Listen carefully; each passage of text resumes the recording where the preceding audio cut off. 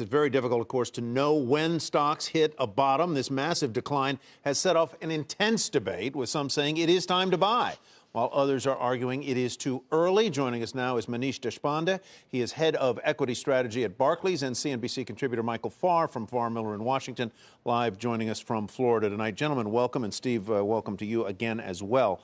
Maneesh, let me begin by asking the kids' question. Daddy, are we there yet? Are we at the bottom? No, we don't think we are at the bottom completely yet. I think because this sell-off or this turmoil that we're seeing actually is quite different than what we have seen over the past 4 or 5 years.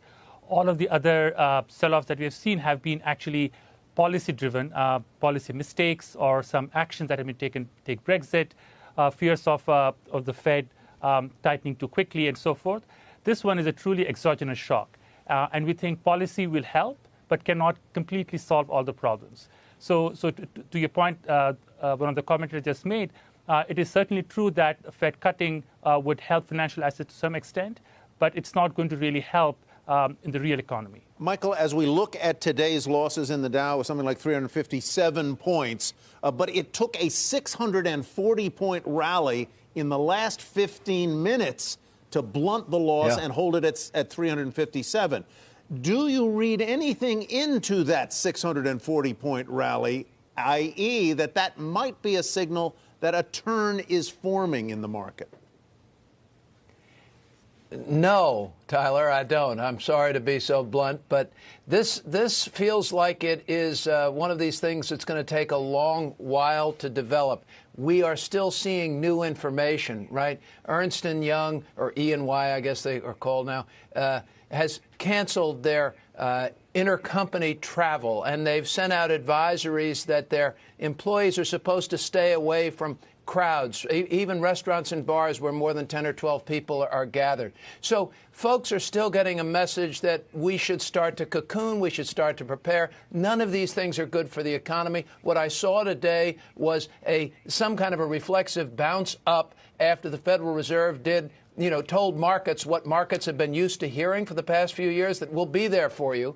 But as Steve said, Pat Harker, president of the Philadelphia Fed, said a couple of weeks ago, I don't think we should cut rates.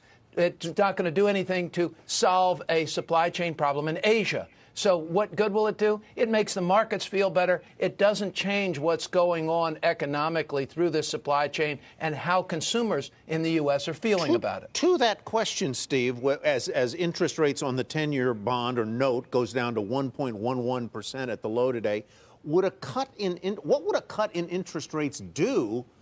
It's not going to stop the virus.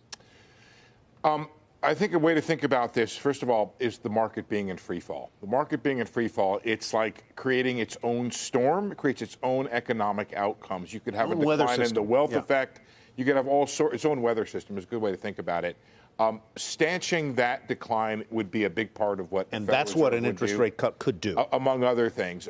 It could also, if there is some borrowing, lending, or consumption at the margin, that would be helped. But Federal Reserve interest rate cuts never do and are never intended to completely offset the downturn or the decline or the impulse that's the shock to the system. Maneesh, what would tell you that the market was putting in what professionals call the bottom? What would the signals be? Some of the signals that you should see is that new hedges start to be put on. So you're right that the put volumes have increased quite a lot. But based on what our flows have been on the desk, it appears to be most people are simply readjusting their hedges. Very little new hedges are being actually put on. So it doesn't really feel like a full capitulation, although the price action looks bad. From an option perspective, it doesn't feel like people are really screaming to put on new hedges. Michael, finish your thought there, Maneesh. I'm sorry. So that would be certainly one thing. Okay. The other thing I would say is that you need to see some news flow which is positive. So from a pure news flow perspective, you're going to start to see new cases, sort of that completely accelerating. And until that sort of slows down, I don't see a a reason to buy right now. The new case count is decelerating in China, but obviously accelerating in places like South Korea and other places. And we have a new case here in the United States. Michael, final question to you. My notes tell me that you say we expect to have some clarity to be able to confidently make buys next week. Not a process of calling a bottom, but based on companies having solid growth prospects. What kinds of companies are you talking about here? You can either name individual names or you can give me their characteristics. Right.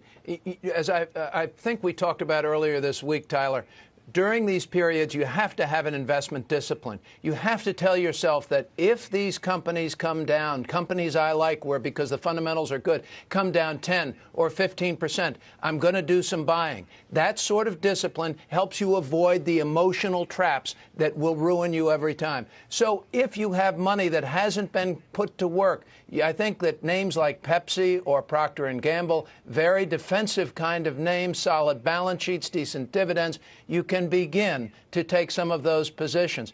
I don't think there's any rush. Everybody, you know, when you go through something this painful, Tyler, everybody wants it just to be over with. Everybody wants to look and say, geez, that was it. We made the V bottom. Let's buy it now. You can't right now do that. You don't want to catch this falling knife, and you need to be patient.